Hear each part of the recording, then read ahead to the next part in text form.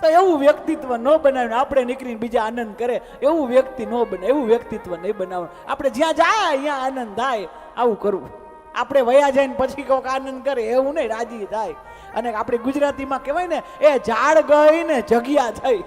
એટલે ઉપરવાળો પૂછશે કે તે આનંદ કરાવ્યો તો આપણે કહીએ ના એ તો બાકી રહી ગયું. તો પછી બીજો પ્રશ્ન કરે કાંઈ વાંધો નહીં, તારાથી કોઈને આનંદ ન થયો તો કાંઈ વાંધો નહીં, તે આનંદ કર્યો તો કે ના રે ના, આઘા પાછી કરવામાં ટાઈમ ન મળ્યો, આનંદ કરવાનું તો ભૂલી ગયા. અહીંયા તો જો ભાગવતમાં તો અલગ અલગ પ્રકારની ટોપી હોય જેને ફિટ થતી હોય પહેર લેવી. બે પ્રશ્ન કરશે.